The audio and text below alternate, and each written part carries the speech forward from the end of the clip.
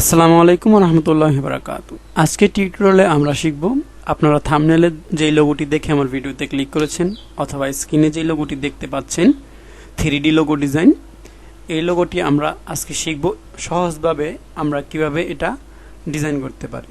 তো আপনি যদি এই লোগোটি ডিজাইন শিখতে চান তাহলে ভিডিওটি স্কিপ না করে স্টেপ বাই স্টেপ দেখতে থাকুন, তা না হয় আপনি বুঝতে পারবেন না। আরেকটি কথা, আপনারা যদি এই লোগোটি ডিজাইন শিখতে চান তাহলে আমার ইউটিউব চ্যানেলে ভিজিট করে ভিডিওগুলো দেখতে পারেন। এটি হচ্ছে আমার পূর্ববর্তী লোগো ডিজাইন টিউটোরিয়াল। আমি ডেসক্রিপশন বক্সে এই লোগো ডিজাইন বা আরও কয়েকটি 3D লোগো ডিজাইনের লিঙ্ক দিয়ে দেব, আপনারা চাইলে এখান থেকে ভিডিওগুলো দেখতে পারেন। ওকে, তো প্রথমত আমরা যে কাজটি করব, এখান থেকে রেক্টেঙ্গুলার টুলটি সিলেক্ট করে একটি চতুর্ভুজ আমরা এখানে ড্র করে নিব। ওকে, দেন এটাকে আমরা শুধু স্ট্রোকে নিব।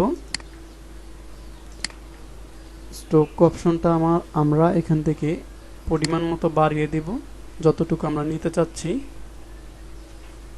ওকে, এতটুকু হলে আমার কাছে কমপ্লিট। তো আমি এবার সিলেকশন টুলটি সিলেক্ট করে দেন যে কাজটি করব, কন্ট্রোল ক্লিক করে এই দুইটি কর্নারকে আমি রাউন্ড করে দেব। ওকে, তো রাউন্ড করে দেওয়ার পর আমি এখান থেকে লাইন টুলটি সিলেক্ট করে শিফট চেপে একটি লাইন ড্র করে নেব। ওকে, দেন এই লাইনটাকে আমি স্ট্রোকটাকেও নান করে দিলাম। ওকে, আমি অল্টার ক্লিক করে কন্ট্রোল জেড, দেন শুধু এই লাইনটাকে আমরা সিলেক্ট করে অল্টার ক্লিক করে শিফট চেপে একটি কপি করে নিলাম, দেন এখানে আমি বসিয়ে দিলাম। ওকে, দেন এই স্ট্রোকটাকে আমরা অবজেক্ট মেনু বার অপশন থেকে এক্সপ্যান্ডে ক্লিক করব, দেন ওকে ক্লিক করব, তাহলে আমাদের এটা শেপে পরিণত হয়ে যাবে। দেন এই টোটালটাকে সিলেক্ট করে আমরা পাথ ফাইন্ডার অপশন থেকে ডিভাইডে ক্লিক করব, দেন রাইট ক্লিক করে আনগ্রুপ করে দেব। ওকে, দেন এই শেপটিকে আমরা ডিলিট করে দিব আর এই শেপটিকে আমরা ডিলিট করে দেব, আর ভিতরে যেই অদৃশ্য পাথের সৃষ্টি হচ্ছে সেগুলোকে সিলেক্ট করে ব্যাক স্পেস দিয়ে ডিলিট করে দেব। ওকে, আর এই দুইটাকে সিলেক্ট করে আমরা পাথ ফাইন্ডার অপশন থেকে ইউনিটে ক্লিক করব, তাহলে এই দুইটি শেপ অ্যাটাচড হয়ে একটি শেপে পরিণত হবে। দেন যে কাজটি করব, আমরা এটাকে সিলেক্ট করে এই ফিল অপশনটাকে আমরা স্ট্রোকে পরিণত করে দেব। ওকে, দেন এখান থেকে আমরা ইলিপস টুলটি সিলেক্ট করে এখানে একটি শিফট চেপে একটি বৃত্ত ড্র করে নেব। ওকে, বৃত্তটি ড্র করার পর আমরা যেখানে বৃত্তটি প্লেস করতে চাচ্ছি সেই অপশনে আমরা প্লেস করে দেব। ওকে, দেন এটাকে ভালোভাবে অ্যালাইন করে দিতে হবে। ওকে, দিস ইজ গুড। দেন আমি বৃত্তটিকে আর একটু ছোট্ট করে দেব, নিচের লাইনটির সাথে অ্যালাইন করে দেব। ওকে, দেন এদিকে ঠিক আছে, দেন এদিকেও ঠিক আছে। দেন আমি টোটালটাকে সিলেক্ট করে পাথ ফাইন্ডার অপশন থেকে ডিভাইডে ক্লিক করব, দেন রাইট ক্লিক করে এটাকে আনগ্রুপ করে দেব। আনগ্রুপ করে দেওয়ার পর এই শেপটিকে আমি ব্যাক স্পেস দিয়ে ডিলিট করে দেব।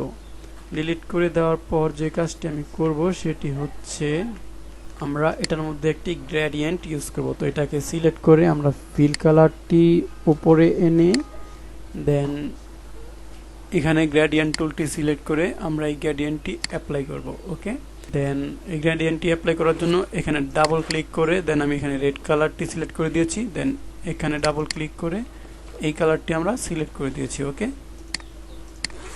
দেন আমরা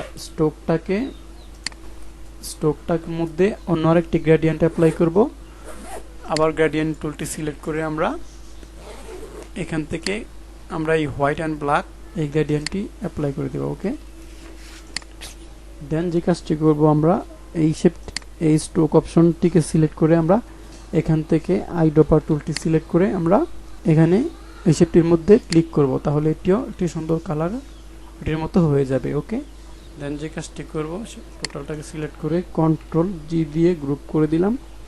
গ্রুপ করে দেওয়ার পর আমরা আবার এদিক থেকে আমরা একটু ছোট করে নিই। ওকে, দেন যে কাজটি করব সেটি হচ্ছে এখান থেকে রেক্টেঙ্গল টুলটি সিলেক্ট করে আমরা শিফট চেপে এখানে একটি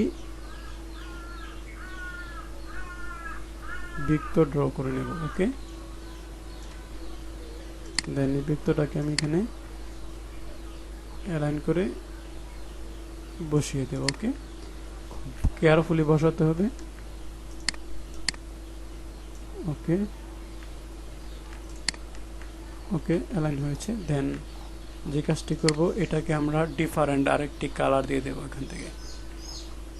এখান থেকে আমি এই নর্মাল কালারটি সিলেক্ট করে দিলাম। ওকে, দেন যে কাজটি করব, আমরা এই শেপটিকে সিলেক্ট করে দেন এই টোটালটাকে আমরা কন্ট্রোল জি দিয়ে একটি গ্রুপ করে দিব। দেন এই শেপটিকে সিলেক্ট থাকা অবস্থায় আমরা এখান থেকে রোটেট টুলটি সিলেক্ট করে দেন এই শেপটির মিডলে এনে অল্টার ক্লিক করে একটি রোটেট পয়েন্ট ফেলবো। ওকে, দেন এখান থেকে আমরা 90 ডিগ্রিতে রোটেট করব। দেন কপি ভিউতে টিক মার্ক রেখে এখানে আমরা কপিতে ক্লিক করব, তাহলে এখানে রোটেট হবে। দেন কন্ট্রোল ডিতে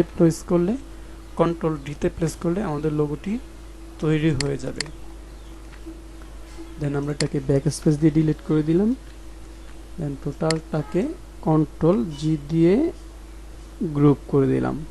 তো গাইস, এই হচ্ছে আমাদের লোগো ডিজাইন। তো ভিডিওটি কেমন লেগেছে কমেন্ট করে জানিয়ে দিবেন, আর ভালো লাগলে একটি লাইক করে দিবেন। আর প্রফেশনালি লোগো ডিজাইন বা গ্রাফিক ডিজাইন শিখতে আমাদের চ্যানেলটি সাবস্ক্রাইব করে আমাদের সাথেই থাকবেন। তো আজকে টিউটোরিয়াল এই পর্যন্তই।